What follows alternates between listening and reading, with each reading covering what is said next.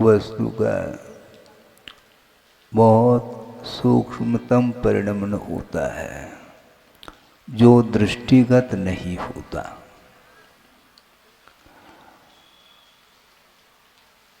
परिणाम जो निकलता है वह अपने परिणामों के द्वारा ही निकलता है। गुरुदेव ने परिणाम के दो अर्थ दिए हैं। आप ध्यान दें, परिणाम के दो अर्थ दिए हैं। एक परिणाम का अर्थ भाव होता है और एक परिणाम का अर्थ रिजल्ट होता है।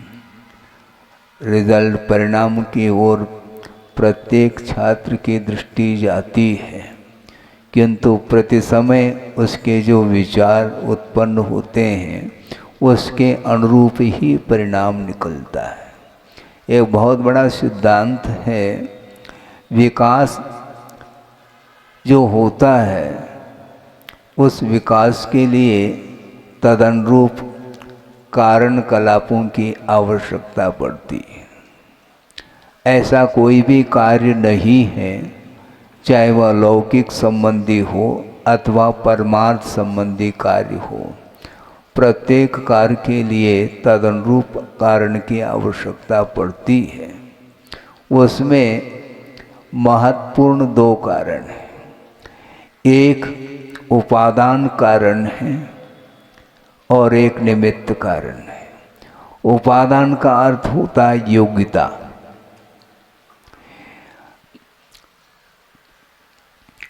बीज में अंकुरित होने की योग्यता है। बीज में अंकुरित होने की योग्यता है और उसके लिए बहुत सारे निमित्त उपस्थित हो जाते हैं। बीज का वपन आप करते हैं, कहाँ पर करते हैं? जहाँ कहीं भी पाषाण खंड पर यदि मान लो बीज का वपन किया जाए तो बीज अंकुरित नहीं होगा। उसके लिए भूमि बनाने की आवश्यकता पड़ती है। ग्रीष्म काल में जो किसान होता है, कृषक, वह हल चलाता है और हल चला करके फिर उसको और मुलायम बनाता है उस धरती को, और समय पा करके बीज का वपन करता है। ज्येष्ठ के महीने में बीज का वपन करेंगे तो बीज जल जाएंगे, किंतु आषाढ़ अथवा सावन मास में धरती जब ग्रीष्म काल में तप जाती है, उसके बाद जब वृष्टि होती है, वर्षा होती है, तो उसमें कोमलता आती है, तो उसमें वपन करता है। और ये धरती एक निमित्त है उस बीज को अंकुरित कराने में। धरती निमित्त है, वर्षा भी निमित्त है, खाद इत्यादि डालना यह भी निमित्त है, सूर्य प्रकाश भी उसके लिए निमित्त है, हवा आदि भी निमित्त है, बहुत सारे निमित्त हैं, तब कहीं जा कर के वह बीज अंकुरित होता है। ये निमित्त की बात कही, किंतु उपादान किसको बोलते हैं? जिसके अंदर योग्यता होनी चाहिए। बीज यदि मान लो भुना हुआ है, भुना हुआ जानते हैं कि नहीं? सेक लेते हैं उसको, काबुली चना जिसको बोलते हैं। अब उसका वपन करोगे, क्योंकि उसमें बीजत्व समाप्त हो चुका है, उसमें योग्यता नहीं है, वह खाने योग्य है, बोने योग्य नहीं है। उसी प्रकार जीव में योग्यता होती है और उस योग्यता की अभिव्यक्ति जो होती है वह विभिन्न प्रकार के निमित्तों के माध्यम से ही उसमें योग्यता प्रकट होती है। उसी प्रकार संसार में अनंत जीव हैं और उनमें शक्ति तो है, किंतु उद्घाटित करने की भी शक्ति होनी चाहिए। एक आम्र वृक्ष है, छोटे छोटे उदाहरण के माध्यम से इस विषय को हम समझने का प्रयास करेंगे। आम्र वृक्ष है और उसमें असंख्य फल लगे हैं, बिल्कुल ज्वार के बराबर आम। उसमें पकने की योग्यता है क्या? नहीं है तो तोड़ करके पाल विषय माली माली जो है ना, वो आम को तोड़ करके पाल में बंद करता है और 8-10 दिन बिफोर उसको पका लेता है? लेकिन वह आम चने के बराबर है तो उसके अंदर पकने की योग्यता है क्या? नहीं। उसी डाल पर वह आम जो लगा है वो बड़ा होता होता होता चला जाएगा, तब जाकर के उसमें पकने की आवश्यकता, पकने की योग्यता आती है। वह माली जानता है कि पकने की योग्यता कब आती है। अभी केरी के माफिक भी नहीं है आम, और उसको तोड़ेंगे तो पकने की योग्यता नहीं, सड़ने की योग्यता है उसके अंदर। महाराज, हम योग्यता का हम परख कैसे करेंगे, उसको कैसे समझेंगे? सबको ज्ञात है योग्यता, सबको ज्ञात है। हम ये पूछना चाहते हैं, जो बिल्कुल ही नादान है, गोद का लड़का है, उसको ज्ञात नहीं है तो ठीक है, किंतु आपके अंदर योग्यता है क्या नहीं, इसका परिज्ञान आपको है। कैसे महाराज? आप भोजन प्रतिदिन करते हैं कि नहीं करते हैं? तो भोजन कितना लेते हैं? जितनी योग्यता है। डाइजेस्ट करने की योग्यता जिसके अंदर जितनी मात्रा में है उतना ही वो लेता है। इसलिए एक बार हमने बात कही थी कि ज्ञान अलग वस्तु है और विवेक अलग वस्तु है। विवेक भी ज्ञान की ही परिणति है, लेकिन थोड़ा उसका विकास और हो चुका है। भोजन करने से भूख मिटती है, जलपान करने से प्यास बुझ जाती है, ये ज्ञान हो गया। किंतु विवेक क्या? कितना लेना है? भोजन करने से भूख मिटती है।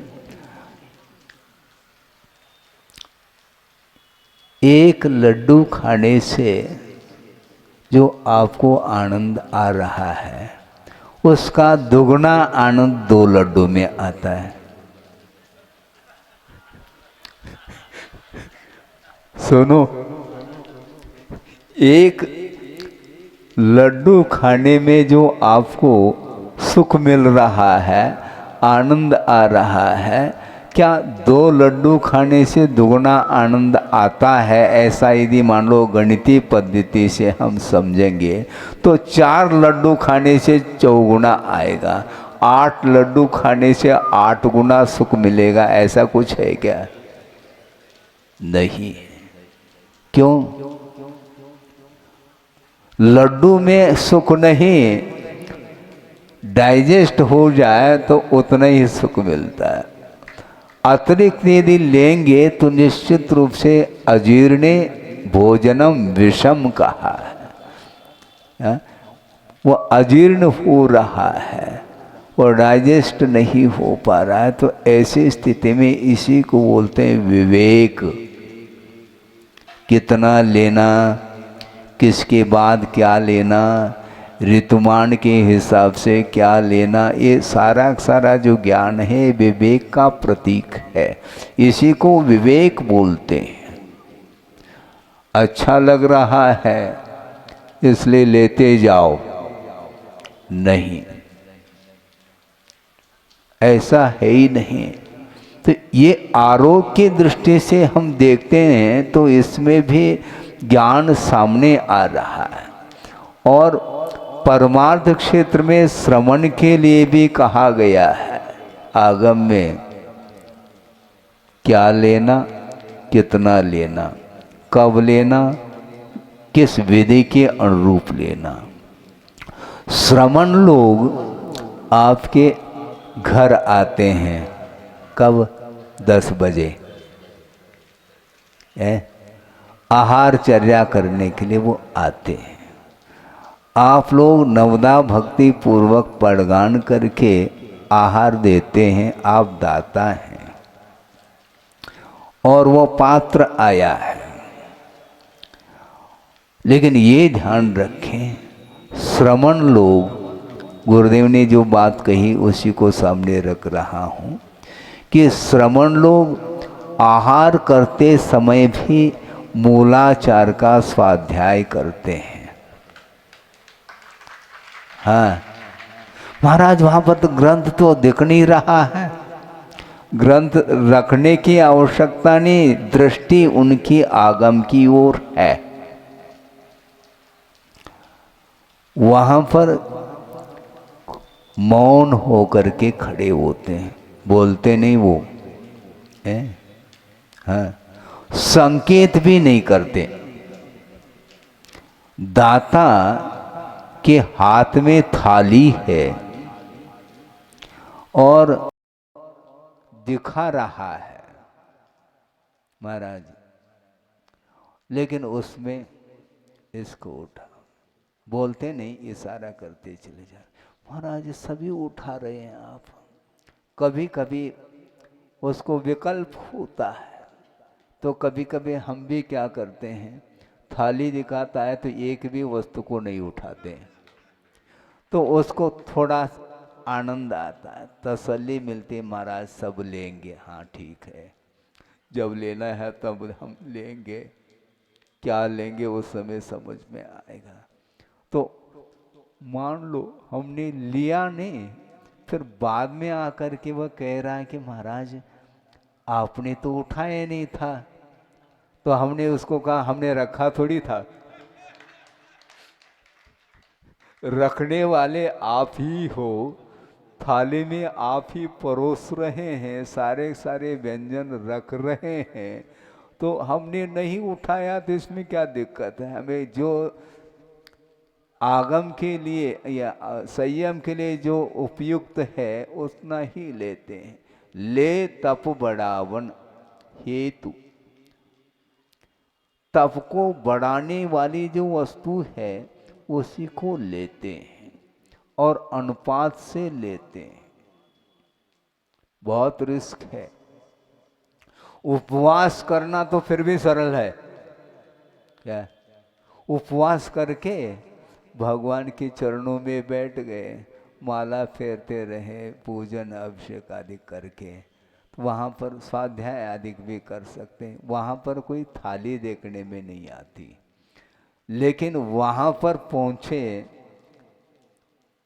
भोजनशाला मतलब चौके में, और वहाँ पर कम लेकर के आ जाए,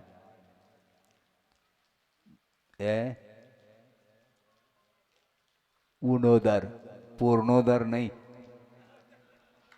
ऊर्णोदर, यानी प्रतिदिन जो लिया जाता है भूख से कम लेकर के आते हैं। ये अनशन से भी कठिन है। ये वहाँ पर देख करके लेने का भाव होता है, लेकिन नियंत्रण, रसनेन्द्र के ऊपर नियंत्रण।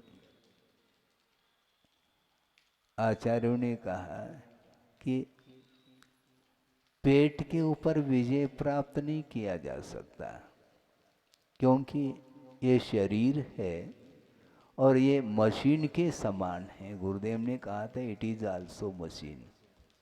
ये मशीन है और मशीन है तो पेट्रोल की आवश्यकता है, लेकिन जितना आवश्यक है उतना ही हम पेट्रोल डालेंगे। आप दाता हैं कि आप पात्र हैं, मुझे बताओ। आप दाता हैं ना? आचार्य कहते हैं नहीं, आप दाता नहीं, आप औपचारिक हैं दाता। दाता तो श्रमण है, क्योंकि शरीर को देता है वो स्वयं। हाँ, बहुत सावधानी के साथ आगम के अनुरूप वह आहार इस शरीर के लिए दे रहा है। मन में इच्छाएं जागृत हो सकती है, नहीं, इच्छा के अनुरूप नहीं। इच्छा निरोधो तपः, इच्छा का निरोध करना ही तप है। तो वहाँ पर आहार करते समय भी उसे ध्यान है श्रवण को, मुझे क्या लेना है, कितनी मात्रा में लेना है, मौन होकर के लेना है। थाली दाता के हाथ में है, लेकिन वो भूल रहा है, दे नहीं पा रहा है। लेकिन हम इशारा कर लें तो सारा ही दे देगा। फिर वो हम इशारा नहीं कर सकते, भाग्य में होगा।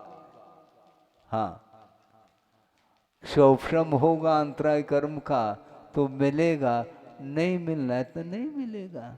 वो भूल जाता है। भूल क्यों जाता है? इतना वह भाव विभोर हो रहा है, इसलिए क्या देना क्या नहीं देना वो भूल जाता है। भूलने तो कोई बाधा नहीं। हाँ, परीक्षा पात्र की है, दाता की नहीं। दाता क्या करेगा? सब कुछ बनाया है उसने, और उस बनी हुई उस जो भी बनाया गया उसके प्रति उसकी कोई आसक्ति नहीं, कोई लोभ नहीं। वो ये कह रहा है कि महाराज आप कुछ लेते नहीं, आप ले लो। और बड़े आदर के साथ, विनय के साथ दे रहा है, विनय के साथ दे रहा है। महाराज आप कुछ लेते नहीं। बाद में जब पहुंचाने के लिए आता है तो उस समय बोलता महाराज आपने कुछ लिया ही नहीं। फिर उनको हमने कहा कि आपने जय क्यों बोल दिया? आज के आनंद की जय। आपको आनंद तो आया है, इसका अर्थ हमने कुछ लिया है, हैं? आप दोनों बातें करने लगे, आपने कुछ लिया ही नहीं महाराज, और आज की आनंद की जय भी बोल रहा है, इसका अर्थ आनंद आ रहा है आपको। तो हमें तो ठीक है, हमने जितना लिया है उतने में ही ठीक है। बहुत कठिन काम है ये श्रवण की चर्या। तीर्थंकर भी केवल ज्ञान प्राप्त करने के पूर्व में आहार चर्या के लिए उठते हैं। कहाँ तो वृषभनाथ भगवान का हम उदाहरण दे रहे हैं। वृषभनाथ भगवान जो युग के आदि में हुए हैं और दीक्षित होने के उपरांत अखंड मौन लेकर के साधना करते हैं, और 6 महीने के लिए संकल्प पूर्वक उन्होंने अनशन तप किया। इसके बाद वो आहार के लिए उठ रहे हैं और मौन उठ रहे हैं, किंतु लाभ नहीं हो पा रहा है। 1 दिन 2 दिन 3 दिन 6-7 महीने तक उनको लाभ नहीं हुआ। इसके उपरांत भी कोई संकेत नहीं है, कोई व्यवस्था की आवश्यकता नहीं, कोई प्रबंध नहीं है। आप ध्यान रखिए। हाँ, श्रमण लोग उठते हैं, इसलिए हम कहना चाहते हैं यही तो मौका है। हाँ, हम आहार के लिए उठते हैं और वहाँ पर जा कर के 4 व्यक्ति आएंगे प्रबंध के लिए। ये प्रबंधकारिणी कमेटी हमें पसंद नहीं है, क्योंकि दाता ने पड़गाया है। नवधा भक्ति पूर्वक वह आहार देगा, आप व्यवस्था मत करिएगा। हाँ, हम व्यवस्थित हो जाएंगे। हाँ, क्योंकि श्रवण की यही चर्या होती है। भैक्ष शुद्धि कहा, भिक्षा शुद्धि का अर्थ आगम ग्रंथों में आचरण परक वर्णन करने वाला जो शास्त्र है, वो शास्त्र के अनुरूप उसमें जो विधि बताई है, उसी विधि के अनुरूप वो आहार लेंगे अन्यथा नहीं लेंगे। हाँ महाराज, हमें भी तो कुछ पुण्य का अर्जन करने दो। आप कर लो ना, क्या बात हो गई, विधिवत करो, रुचिवत नहीं।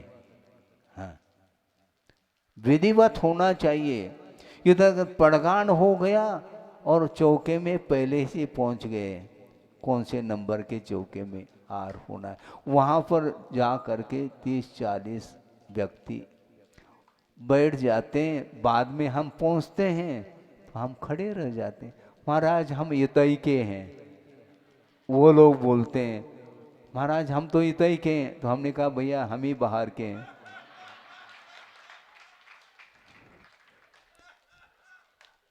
अब क्या कहा जाए, ऐसा नहीं होता है।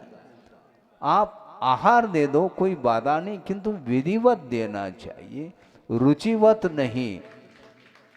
आप लोग सब सुन रहे हैं क्या नहीं? और सुनने के उपरांत भी पुनः वही करते हैं आप लोग। ये स्वभाव, ये प्रकृति हो आपकी बन रही इस प्रकार की, ये ठीक नहीं है। आप आचार्य महाराज ने सबसे ज्यादा बुंदेलखंड में उनका प्रवास रहा। 2-4-6 चातुर्मास अन्यत्र किए हों, ये अलग विषय, किंतु प्राय बुंदेलखंड में और सिद्ध क्षेत्र, अतिशय क्षेत्र अधिक में ही उन्होंने चातुर्मास अधिक स्थापित किए और आप लोगों को लाभ दिया है। और इतने दीर्घ काल तक ये सब कुछ सुनते हुए पढ़ते हुए भी अभी भी हैं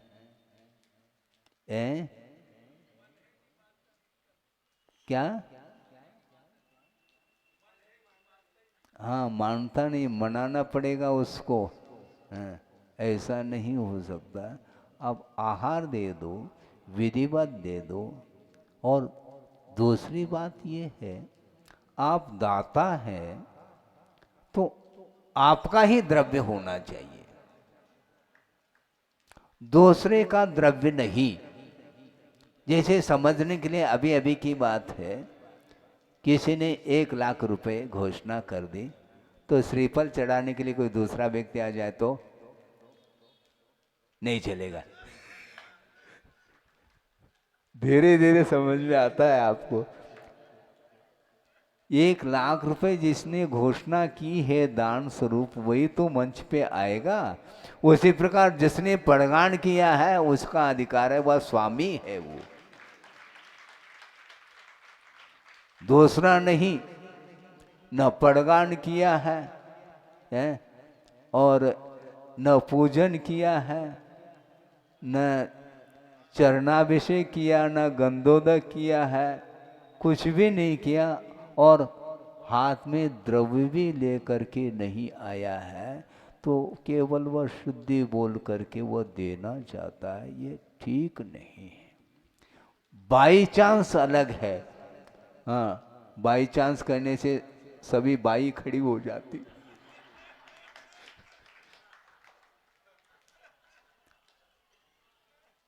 क्वचित कदाचित इसलिए कहा जा रहा है, मान लो बहुत सारे लोग, दाता लोग खड़े हो जाते हैं पड़गान के लिए, किंतु दुकान ज़्यादा और ग्राहक कम है मान लो, तो दुकान खाली भी जा सकते हैं।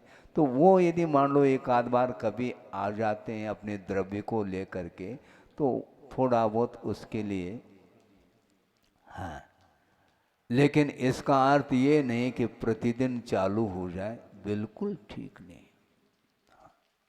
तो श्रवण की जो चर्या होती है वह आगम के अनुरूप ही होती है, उसमें और कोई भी व्यवस्था नहीं, आगम की व्यवस्था।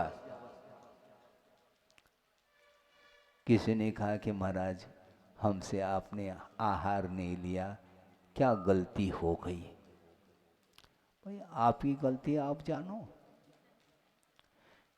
क्योंकि मैं आपकी गलती को निकाल नहीं सकता, मैं अपनी गलती को तो निकाल सकता हूँ। अपने दोषों को तो दूर मुझे करना है, क्योंकि सदोष आहार मैं नहीं ले सकता, ये कंडीशन है। विधिवत आगम के अनुरूप ही वह श्रमण आहार लेता और लेना चाहिए। इसलिए हम अपने दोषों को परिमार्जित करते हैं। आपका दोष आपको समझना है, क्योंकि उसको समझ में नहीं आता, क्या कर सकते। भावना तो है, अच्छी भावना है, किंतु भावना के अनुरूप थोड़ा सा विवेक, विधि, इसको भी सामने रखते हुए आप कार्य करें तो उसके माध्यम से भी उतना ही पुण्य संचित होता है। अपनिया दान की विधि में कृत, कारित और अनुमोदन रखा है। स्वयं देता है तो कृत कहलाया, दे नहीं रहा दूसरे से दिला रहा है, अथवा कोई दे रहा है तो उसकी अनुमोदना नहीं कर सकते। अब बोलते तो है अनुमोदना, इस प्रकार लयबद्ध तरीके से बोलते हैं, तो वहाँ पर बोलो ना अनुमोदना। हाँ, वहाँ पर घुसपैठ क्यों? चौके में बाहर खड़े हो करके शांति के साथ आप अनुमोदना करेंगे तो उतना ही फल मिलेगा आपको। पुण्य संचित जो होता है वह भावों के माध्यम से होता है। पवित्र भाव के साथ आप यदि उस दृश्य को देखेंगे तो उतना ही पुण्य आपको मिलने वाला है। हाँ, लेकिन आकुलता बनी रहती है, कोई बाधा नहीं, लेकिन फिर भी इस विधि को सुधारना चाहिए आपके लिए। तो मैं ये कह रहा था कि तीर्थंकर भी आहार के लिए उठते हैं। अर्थ है 6 महीने तक वह अखंड अनशन तप किया, इसके बाद भी वह उठ रहे हैं। विस्मय इस बात को लेकर के होता है कि तीर्थंकर उसी भव से मुक्त होंगे और उनका अकाल मरण होना नहीं, उनको कोई व्याधि नहीं होगी, उनको दीर्घ सानन मिला हुआ है। इसके बाद भी 6-6 महीने तक अनशन करने के उपरांत भी वो आहार के लिए उठते क्यों? बहुत बड़ा प्रश्न है ये। कोई ये कह सकता है कि महाराज मार्ग को प्रशस्त करने के लिए सब लोगों को यह आहार की विधि ज्ञात हो सके, इस अभिप्राय को लेकर के वो उठते हों, ऐसा नहीं। क्षुधा निवारणार्थम भूख लगती है और क्षुधा के शमन के लिए ही वो उठते हैं। हाँ, यदि मार्ग को प्रशस्त करने के लिए उठना है तो मार्ग प्रशस्त उपदेश दे करके भी तो हो सकता है ना। अखंड मौन ले लो, फिर मार्ग को प्रशस्त करने का विकल्प मन में क्यों? इस विकल्प को लेकर के नहीं उठते, किंतु जो क्षुधा लगी है उसके शमन के लिए उठते हैं। ये ध्यान रखो, क्योंकि रत्नत्रय के पालन करने के लिए आहार की आवश्यकता पड़ती है, इसलिए मशीन है और उसके लिए पेट्रोल की आवश्यकता है। हम अच्छे पेट्रोल को लेते हैं। अच्छा अर्थात क्या? अच्छा अर्थ आप ये कहेंगे पकवान, वो ये पकवान से कोई मतलब नहीं, ये मशीन खराब नहीं होना चाहिए। उस प्रकार विधिवत आगम के अनुरूप लेते हैं, क्योंकि संयम पालन करने में वह उसका एक प्रयोग किया जाता है, वह निमित्त है। उस आहार के माध्यम से रत्नत्रय की साधना होती है। अनुग्रहार्थम सश्चात सर्गो दानम, इस प्रकार आचार्य उमा स्वामी महाराज ने तत्वा सूत्र के अंतर्गत ये सूत्र दिया है। अनुग्रहार्थम, अनुग्रह के लिए दान दिया जाता है, और दाता के ऊपर भी अनुग्रह हो रहा है, पात्र के ऊपर भी अनुग्रह हो रहा है। महाराज दाता के ऊपर क्या अनुग्रह होता है? उस दान के माध्यम से पुण्य का संचय हो जाता है। ये दाता के ऊपर अनुग्रह हुआ। और उस दान के माध्यम से पात्र के लिए क्या अनुग्रह हुआ महाराज? रत्नत्रय में अभिवृद्धि होती है, ज्ञानादि अभिवृद्धि। जो दाता के द्वारा दिया हुआ जो दान है उसके माध्यम से रत्नत्रय में विकास होता है। यह अनुग्रह पात्र की दृष्टि से हुआ। इस प्रकार अनुग्रहार्थम स्वस्यातिसर्गो दानम। स्वस्य अतिसर्गः, स्व अर्थात धन होता है और स्वस्य अर्थात अपना अतिसर्ग होता है, दूसरे का नहीं। अपना त्याग होता है। हाँ, दूसरे का नहीं। दूसरे का क्या त्याग करोगे आप? स्वयं का त्याग होता है। यह विधि है। इसी प्रकार सभी प्रकार के, अब ये आहार के प्रसंग में ही यह सूत्र लागू होता है ऐसा नहीं। ज्ञान दान भी है, औषध दान भी है, आहार दान भी है और प्रश्रय दान भी है। ये सभी दान, अभय दान है, ये सब दान है।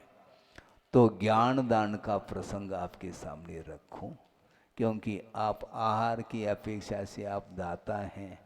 और ज्ञान दान दिया जाता है, इसमें भी वही सूत्र लागू होता है। विधि द्रव्य दात्री पात्र विशेषा तद विशेष। जहाँ पर भी विधि है, पात्र की गवेषणा।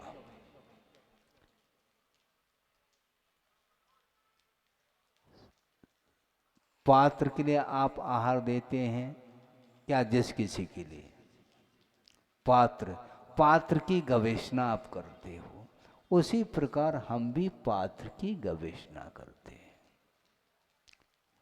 ज्ञान किसको दिया जाए, क्योंकि ज्ञान भी दान माना जाता है। आप आहार दान देते हैं 24 घंटे के लिए, वह उसका उपयोग होता है। लेकिन ज्ञान दान के माध्यम से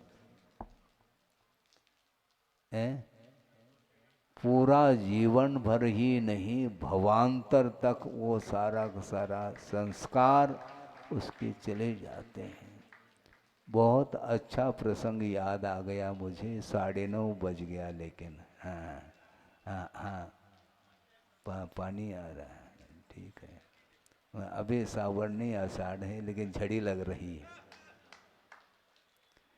एक बहुत अच्छा प्रसंग दिया था गुरुदेव ने कि एक विद्वान थे, उन्होंने जिज्ञासा रखी गुरुदेव के चरणों में कि महाराज, महावीर भगवान का जो सिद्धांत है, उनके द्वारा प्रतिपादित जो आगम है, उसका प्रचार प्रसार जो है वह व्यापक रूप से होना चाहिए। केवल देश तक सीमित नहीं रहना चाहिए, आउट ऑफ कंट्री में भी आगम का प्रचार होना चाहिए। ऐसा उन्होंने अपने भाव रखे गुरुदेव के सामने। गुरुदेव ने कहा, मैं इसका समर्थक नहीं हूँ। सुन रहे हैं आप? मैं इसका समर्थक नहीं हूँ। क्यों? इसलिए विधि द्रव्य दात्री पात्र, वहाँ पर जिसके लिए दान दिया जा रहा है, दान ज्ञान का दान, वह उसकी पात्रता रखता हो तो देव। आउट ऑफ कंट्री में उसको धर्म का स्वरूप ज्ञात नहीं है, मद्य मांस मधु का त्याग नहीं है, आस्था नहीं जैन धर्म के प्रति, अहिंसा धर्म के प्रति, वीतराग मार्ग के प्रति, और वह जिस प्रकार न्यूज़पेपर पढ़ता है उस प्रकार वह पढ़ लेगा, तो इस आगम का क्या होगा? आगम के प्रति बहुमान होना चाहिए, आगम के प्रति विनय अनुनय होना चाहिए। पहले स्वाध्याय की परंपरा थी, अब धीरे धीरे वह लुप्त हो रही है। और पंडित जी ने कहा था गुरुदेव के सामने कि महाराज स्वाध्याय प्रारंभ होता है तो उस समय छेड़ाला, हाँ है, सावधान, छेड़ाला का स्वाध्याय करना है। तत्वा सूत्र का, श्रावकाचार्य का ग्रंथ रखते हैं तो उस समय सिर पर उठा करके और आदर भक्ति पूर्वक सावधान बोलते हैं, सब खड़े होते हैं। और यहाँ पर क्या हो रहा है?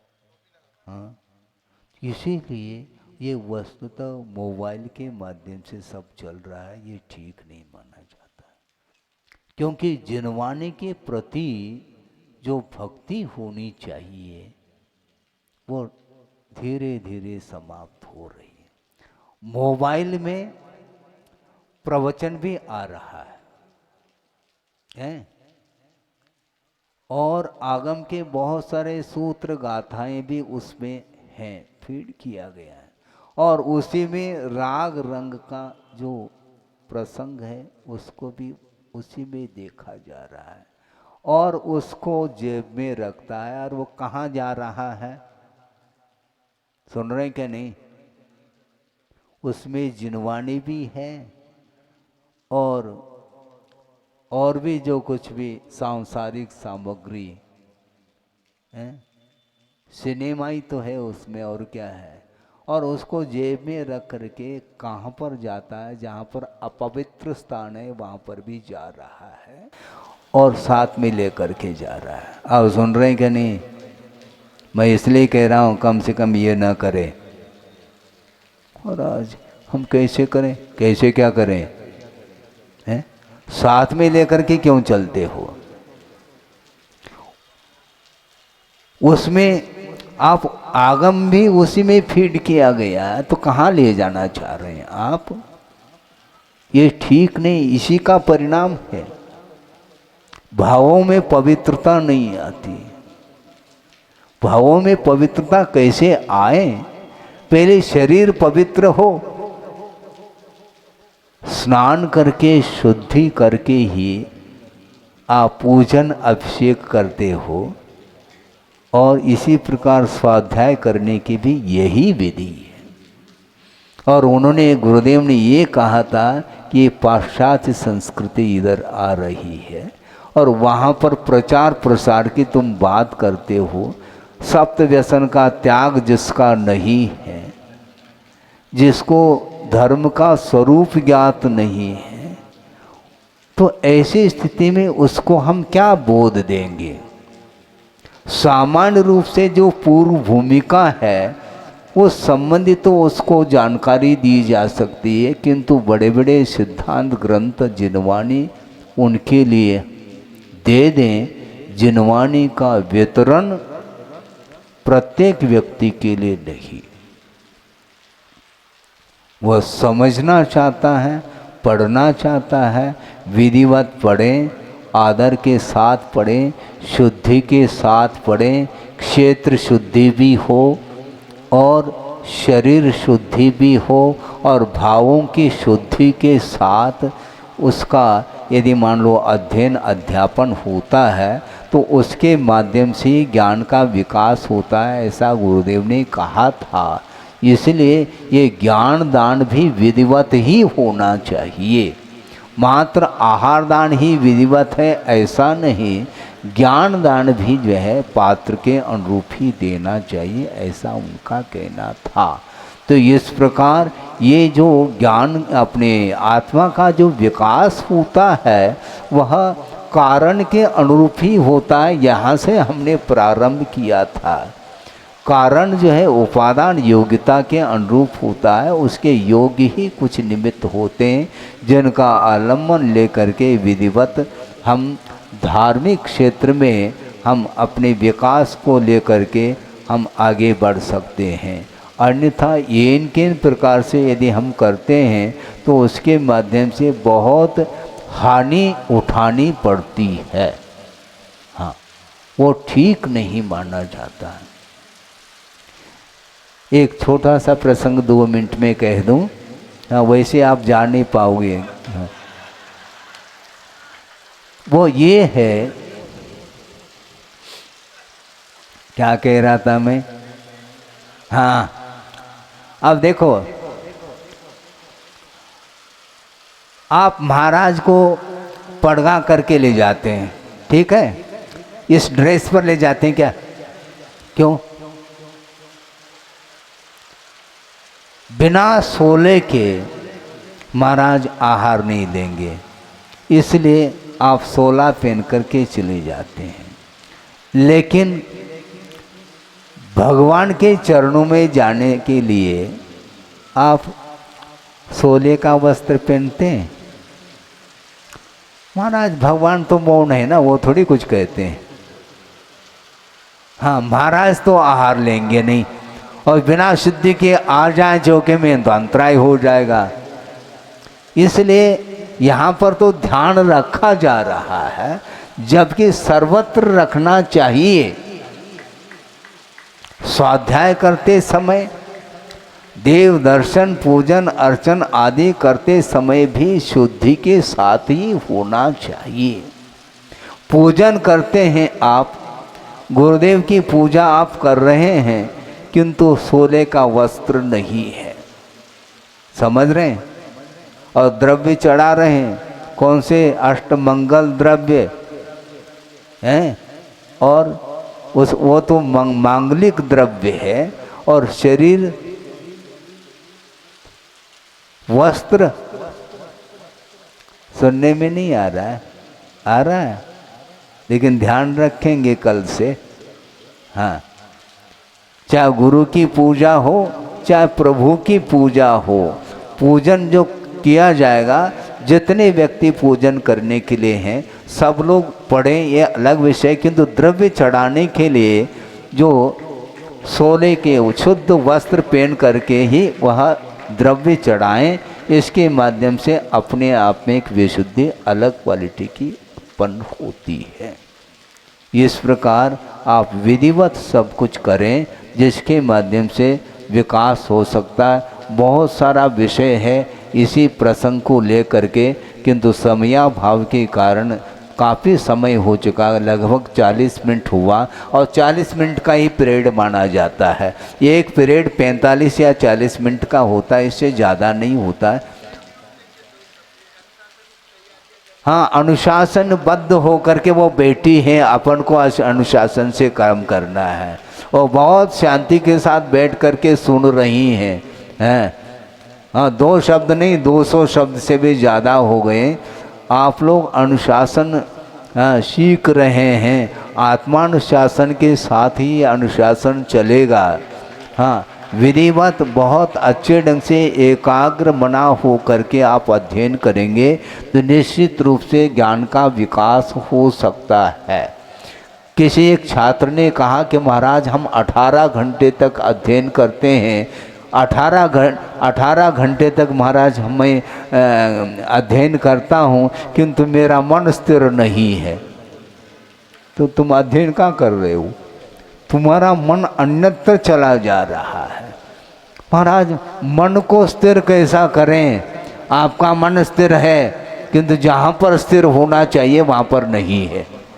इसलिए सारी ये बालिकाएं बैठी हैं, बिल्कुल बहुत मनोयोग के साथ उन्होंने सुना है। शायद आपने नहीं सुना होगा, क्योंकि आप ताली बजाने में लग गए, वो सुनने में लग गए।